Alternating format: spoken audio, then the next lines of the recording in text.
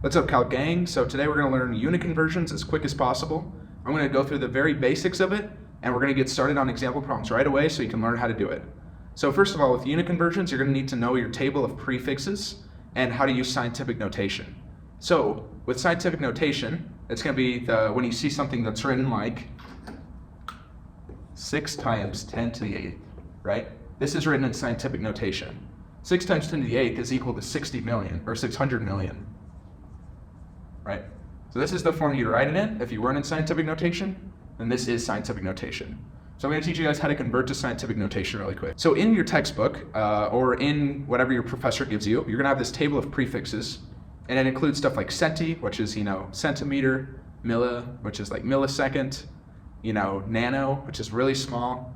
Then you can go up words, and you can go up to, kilo, which is like kilobyte, kilogram, mega, megabyte, and tera and stuff like that. It keeps going up. And you'll see things. So you'll see that centi is like 10 to the second. Milli is 10 to the third. Something like that. I'm going to teach you guys how to convert using those conversions. So if you get something like convert grams to kilograms, it's going to be really easy. You can just plug it in really quickly. So let's look at this 600 million. Let's convert back to 6 times 10 to the 8th. How did we go from here to here? Well, there's a method. And what you do is you're going to start at the decimal. So with 600 million, there's going to be the decimal after that last zero. And then you're going to count your way over. So you're going to go 1, 2, 3, 4, 5, 6, 7, 8. And then you want to go to that point where you want to place that decimal, which is usually right after that first number. Scientific notation, you usually want to keep it decimal after that. So then what you have here, right, we have 8 of these. So 8 of these bumps means it's just going to be 6 times 10 to the 8th. So that's how you go from here to here. So how about a different number? What if we had a number like 0.0024? What if we want to convert this to scientific notation? Well, this time it's a decimal, right? It goes backwards. So if we're going to the right, we're going to have to go to a negative exponent. So we're going to start at the decimal, and we're going to go down 1, 2, 3. And then we're going to place that decimal after that first important number. So then we have 2.4. So you'll notice we have 3 of these bumps. So it's going to become 2.4 times 10. And then this time to the negative third, right? Negative because we went to the right and it's a small number. So that's how you kind of go back and forth between scientific notation. So let's go ahead and do some example problems, and it's going to make a lot more sense. All right, so we got our first example problem here. The goal is to convert 1,520 meters to kilometers. So this might be really easy for some of you, but basically what we want to learn is how to use this process. So when we go to harder questions, it's going to be a lot easier. So first thing, we're starting with meters, which is the base unit. And we're converting to kilometers, which is a prefix. So kilo, if you look at that table of prefixes, it's going to say, 1 meter is equal to 1/1000th of a kilometer, right? So you're going to get something that looks like 1 meter is equal to 1/1000 of a kilometer, right? So now how about we move this 1,000 over? So if we multiply both sides by 1,000, we're going to get that 1,000 meters is equal to 1 kilometer. And so this is a really useful conversion. This means that if we write 1 kilometer over 1,000 meters, this is equal to 1, right? Because we know that 1,000 meters is equal to 1 kilometer. So this is technically 1. So this we can multiply by whatever we want to, and we're technically multiplying by 1 because you can multiply any equation by 1 and get the same equation. So let's try this problem out now. So with this unit here, right, 1,000 kilometers is equal to 1 meter. Let's start with our 1,520 meters. And then let's multiply, right? So what we want to do is we want to get rid of the meters and end up with kilometers. So we want to basically, if we want to get rid of the meters, we're going to want to divide by meters. Because we have meters on the top. If we have meters on the top of the fraction and on the bottom of the fraction, then they're going to cancel out, and we're going to be left with a different unit.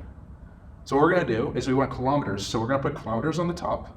So 1 kilometer per 1,000 meters, right? So this is kind of confusing, this x. So let's multiply it like this. See what I'm doing here? So we're taking 1,520 meters and dividing it by 1,000 meters. The meters are going to cancel, and what we're going to be left with is 1.520 kilometers. And that's your final answer. So that's how you cancel out units. And you can do this for any unit and you just got to make sure that they cancel correctly, and it'll always work out like this. So let's go to our next example problem. So our next example problem is going to be a little different, but also very similar. What if we're doing meters squared to kilometer meters squared, right? So we have 1,520 meters squared. So that's an area, right? Now we have like a square, basically, of meters squared. We need to find out how many kilometers squared that is. So let's start and do the same thing again. So we have 1,520 meters squared, and then we want to cancel out meters squared, right? So we know 1,000 meters is equal to 1 kilometer. But if we're going to do this, then this meters squared is not going to cancel out this meters. So what we need to do is square the entire denominator. So we're going to square this, but then if we're squaring the denominator, we need to square the numerator.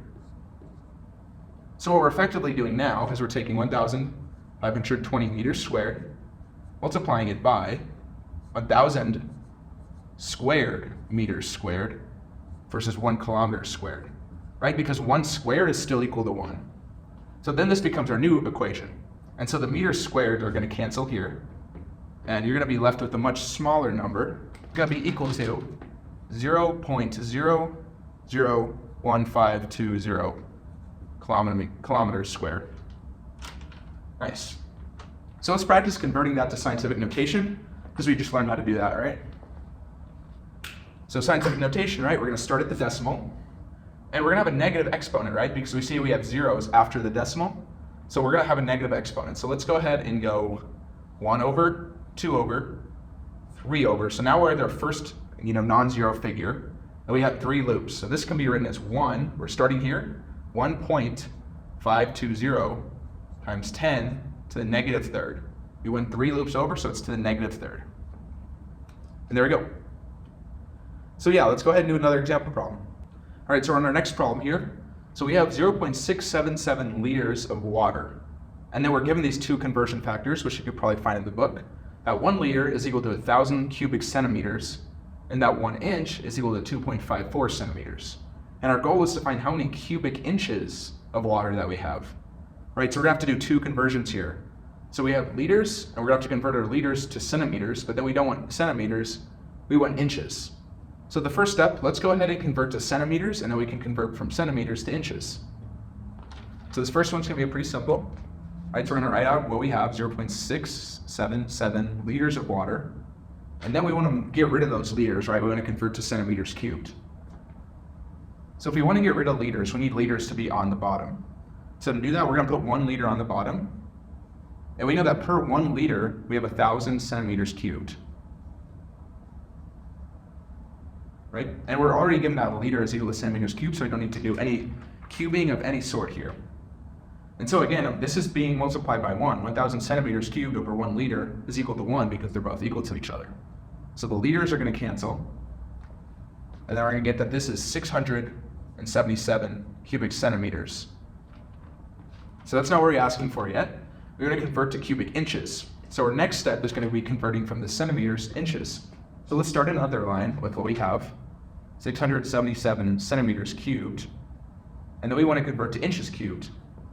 So we're going to want to cancel out the centimeters, right? That means we're going to need to put the centimeters on the denominator to cancel out these centimeters. So let's put 2.54 centimeters per 1 inch, right? So currently, this equation isn't going to work because we have centimeters cubed here and normal centimeters here. So we need to cube both sides of this fraction. So we're going to cube this, cube the centimeters, and then we're going to cube the 1 and cube the inches third. So obviously 1 to the third is still equal to 1, so that is not going to change. So we're going to be having our inches cubed at the top. Now our centimeters cubed are going to cancel. So finally we're in the unit that we want. So now all we need to do is take 677 and divide it by 2.73 cubed. You do this math, you get that you have 41.3 inches cubed. And that's our final answer. So there you go, so that's how you solve this problem. All right, so our next example problem here, we want to convert 6.54 times 10 to the 6 miles per hour to meters a second. So this problem is going to be a little bit more difficult than the rest, but it's going to be the exact same process. So now we have our scientific notation here, so we can just basically work with that, and we can figure out how to use it later. So we're converting from miles per hour to meters a second. So we have different units on our numerator and our denominator. So we're gonna have to get rid of both of those and convert them. So let's start with the numerator. Let's go ahead and try to change miles to meters. Let's just do that, focus on that now, and then we can figure it out later. So when we have 6.54 times 10 to the 6 miles per hour, it's the same thing as 6.54 times 10 to the 6 miles over 1 hour, right?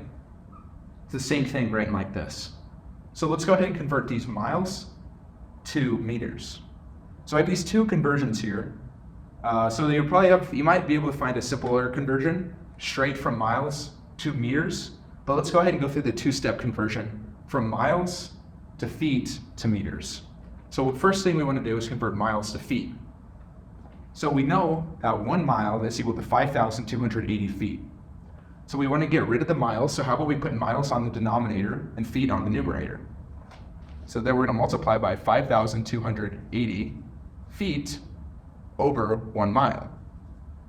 Right? This is multiplying by 1, so we can do this. The miles are going to cancel. Then we're going to give something in feet. But let's go a step further. Like, we could find the answer to this and then do this again for meters, but we can also just go straight here. Let's go from feet to meters right away. So we have that 3.218 feet is equal to 1 meter, and we're trying to get rid of feet. So let's put feet on the bottom, right? 3.281 feet is equal to 1 meter. So now the feet cancel. And so what units are we left in, right? Well, the feet cancel, the miles cancel, so all we're gonna have left is meters an hour, and that's what we wanted. So you're gonna go ahead and do this equation. We're gonna multiply 6.54 times 10 to the 6th by 5,280, and then divide all of that by 3.281. When you do that, you're gonna get 2 million, or actually, let me write it like this. So we're gonna have 1.05 times 10 to the 10th meters per hour. Nice. So now we have meters successfully on the top, but we don't want this hour, we want seconds on the bottom. So let's go ahead and go through another line of this to convert hours to seconds. Okay, so we have 1.05 times 10 to the 10th meters per 1 hour.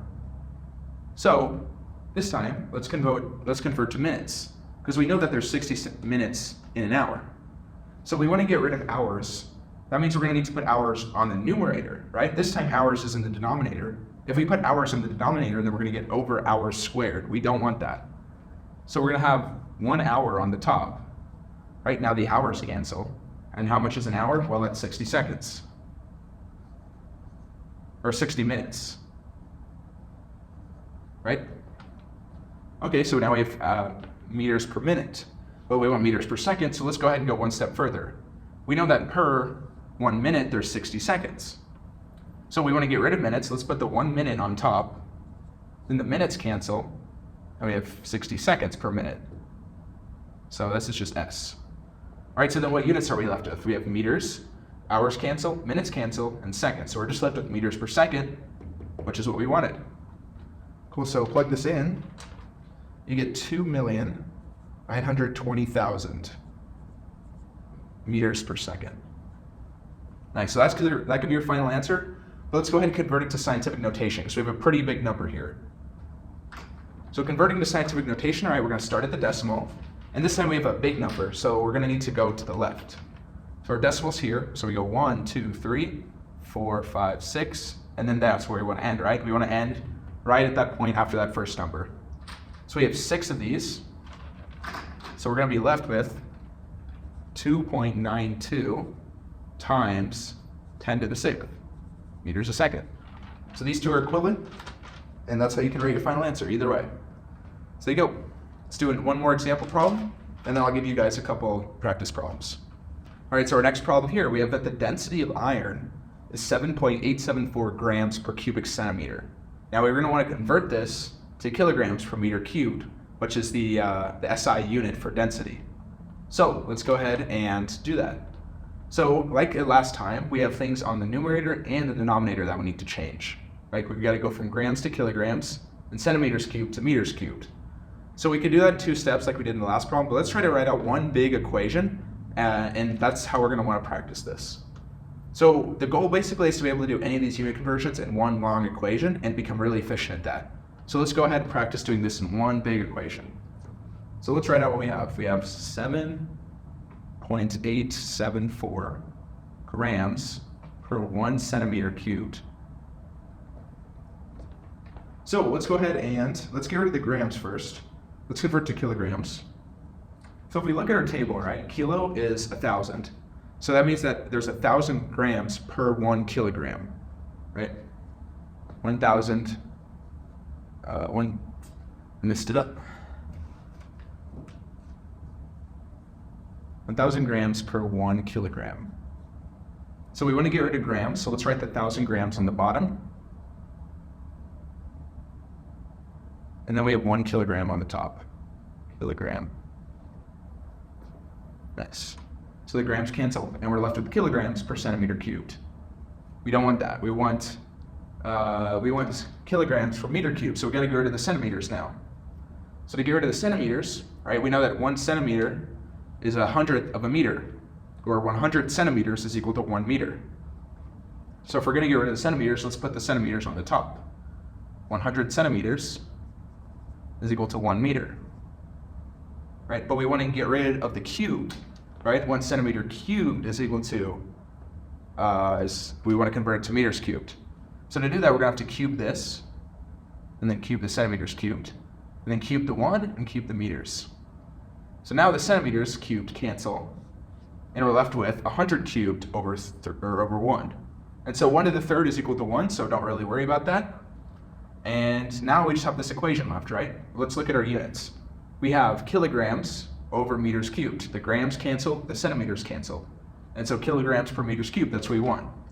So you're gonna plug this into your calculator, you're gonna take 7.874, divide that by 1,000, and then multiply that answer by 100 cubed. So you do this, you're gonna get 7,874 kilograms per meter cubed. And that's your final answer. Cool. So that's a unit conversion that you'll be using a lot later on. And so let's do one more example problem. All right, so our last problem here, this is a bit more of a tricky one. It says if you're running 10 miles an hour for 76 seconds, how many meters did you move? Right, so this one's a little trickier, huh? We got like 4 units, right? Let's figure out how to do this correctly. So we're running 10 miles an hour, but we want to know how many meters we moved. That means we want to convert miles an hour to meters. But then we also know how many seconds we move. So we're probably going to want to know we're going to want to convert this to seconds. So I think our first step of this problem is going to be converting that 10 miles an hour to meters per second. So let's go ahead and do that before we do any other parts of this. So we're going to convert 10 miles an hour to meters a second. So we got 10 miles per 1 hour. So let's convert. So earlier, remember we did the miles an hour to meters a second? You can do this simpler. So we know that 1,609 meters is equal to 1 mile. So we're going to use this conversion here. You can find this in the book too. So we're going to convert from miles, right? So we want to get rid of the miles. So we're going to put the mile on the bottom, 1 mile, and then we're going to put the meters on the top. So 1,609 meters. So the miles cancel, and we're left with meters per hour, which is going to be very nice. But we want seconds, so let's convert to seconds. So we know we want to get rid of the hour, so let's put the hour on the top. And we know that per hour, there's 3,600 seconds. Right, because 60 seconds per minute, 60 minutes per hour, times that. So now, what cancels? The hour cancels, and we're just left with meters per second, which is what we wanted to convert to. So you get 4.47 meters per second is how fast we're moving. So 10 miles an hour is 4.4 meters a second. So now we want to find out how many meters we move in 76 seconds. So how are we going to do that? Well, we're going to do the same thing again, really. 4.47 meters per second. Now we want to find out how many meters we moved. We don't want the seconds anymore. We're just looking for an answer in meters. So that means we need to get rid of the seconds. So how are we going to get rid of seconds? Well, we have seconds on the denominator. So let's multiply how many seconds we move. So by 76 seconds. So now the seconds are going to cancel. and then we're just going to get an answer in meters. So we're going to take 4.47, multiply it by 76, and you're going to get 340 meters. That's how many meters we moved in 76 seconds. So you can also think about it, you're going 4.47 meters per second. So if you go, if you're going that fast for 76 seconds, you're just going to be multiplying those numbers together. And there you go, that's how you do this kind of unique unit conversion. So more on displacement and stuff like this later. I'll make more videos on kinematics, and that's where you're going to really learn how to do these kind of problems. But just getting the unit conversions down is going to help you so much when you get to that part of the class. So I got 2 bonus problems for you guys today. So the first one, if there are 3 road signs every 1 mile, and you've seen 57 road signs, how many feet have you moved? And I have this hint here, so if you need that hint, check it out. And the second bonus problem, how many milliseconds are in 1,000 days? Write your answer in scientific notation. So I'm going to have the answers to this in the description as well as explanations. And feel free to ask any questions in the comments below. And check out my playlist. I have a whole problems playlist too if you want to go through some more example problems. And yeah, I'll see you in the next video, guys. Peace.